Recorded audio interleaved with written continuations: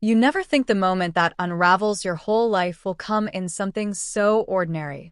You expect drama, a fight, or some big decision that splits the world in two.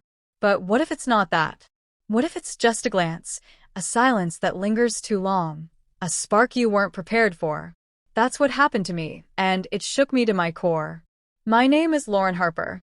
I'm 34, and for 7 years, I've been married to David. On paper, he's everything a woman should want: responsible, hardworking, steady. He pays the bills on time, mows the lawn every weekend, and never forgets to lock the doors at night.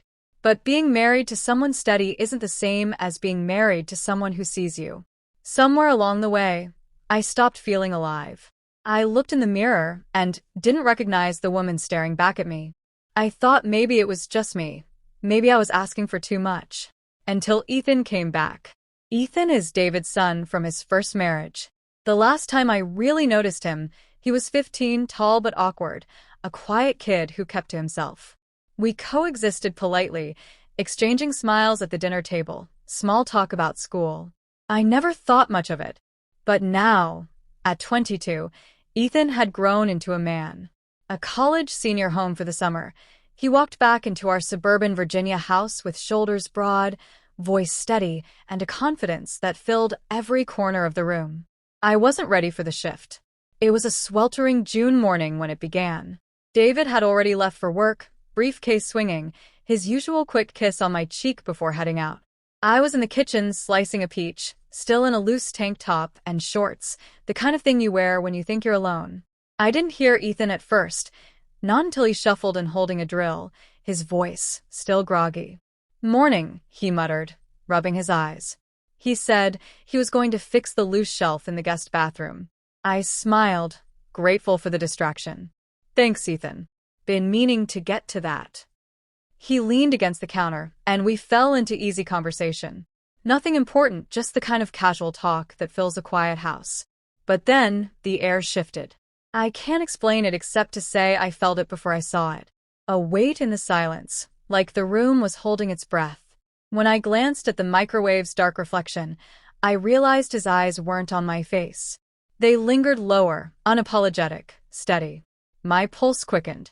He dropped the drill, and it clattered against the tile, making us both jump.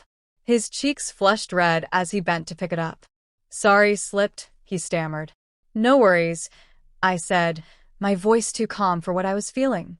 He muttered something about needing a screwdriver and left quickly, footsteps uneven. I stood frozen in that kitchen, the peach forgotten in my hand, my heart racing in a way I hadn't felt in years. It wasn't just awkwardness, it was something more. Something dangerous. And instead of burying it, I wanted to chase it. That night, at dinner, David rambled about his new project at work, oblivious to the tension simmering just across the table. Ethan was quiet, eyes on his plate, but I could feel him.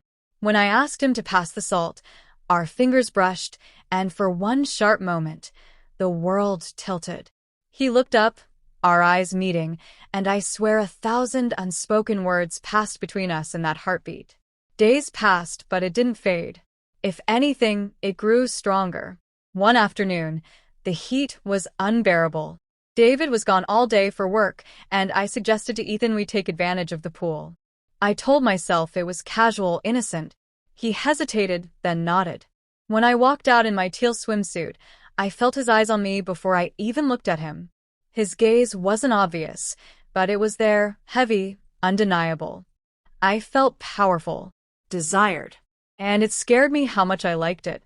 We talked, laughed more than usual. He told me stories about his friends at school, about music he loved, and for the first time in weeks, I felt light. But under the surface, the current was there, pulling us closer. When he brushed my foot under the water, I didn't pull away. I let it stay. When he offered to put sunscreen on my shoulders, his hands lingered just long enough to make my breath catch. Every moment blurred the line we weren't supposed to cross. That night, I stared at myself in the bathroom mirror, cheeks flushed, eyes too bright. "What are you doing, Lauren?" I whispered. But deep down, I already knew. It kept happening, these small stolen moments. His hand grazing my back in the kitchen. His gaze lingering too long. The silence between us charged, alive. Until one evening, when David texted he'd be staying overnight for work, the house was too quiet. Ethan walked into the living room after a shower, hair damp, t-shirt clinging to him. He asked if I wanted company. I said yes before I thought better of it. We sat on opposite ends of the couch, the tension thick, the silence alive. I offered him wine, our fingers brushing as I handed him the glass. His eyes didn't leave mine. "Are you happy?" he asked softly. The question cut through me. "I used to be," I admitted. "Sometimes I still am. But it's routine. I don't feel seen." "I see you," he said. His voice was steady, his eyes unwavering. "I notice everything. The way you bite your lip when you're thinking. The way you laugh. The way you look out the window, like you're waiting for something." My chest tightened. No one had ever said that to me, not even David. The distance between us closed slowly, almost against my will. Our shoulders brushed, our hands found each other, and suddenly the silence wasn't silence anymore. It was confession, longing, fear, and desire all tangled together. We kissed. Slow, hesitant at first, but real. More real than anything I'd felt in years. And in that moment, I knew nothing would ever be the same. The days that followed were a blur of closeness, stolen time, quiet words that meant too much. We both knew the danger, the line we had crossed, but neither of us pulled back. Ethan began helping more around the house, fixing things, cooking when I looked tired. He texted me when he wasn't home, small notes that said he was thinking of me or that a song reminded him of us. He showed up in ways David never had, and that's what scared me most. Because this wasn't just a mistake anymore. It was becoming something deeper. But summer doesn't last forever. Ethan's classes were starting again. He asked me what I really wanted. I couldn't answer. My marriage was habit, safe but hollow.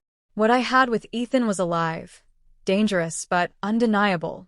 He told me he didn't care what it cost, that he'd rather risk everything than walk away from something real. I cried that night because I knew he was right. But knowing doesn't make choosing any easier. The summer ended, but the story didn't. Ethan left, but not really. He still texts me. Sometimes I answer. Sometimes I don't. I don't know if I'll ever leave David. I don't know if I'll ever see Ethan again. But I do know what I felt. It was messy, it was wrong, but it was real. And sometimes, the realest things in life are the ones we're least prepared for.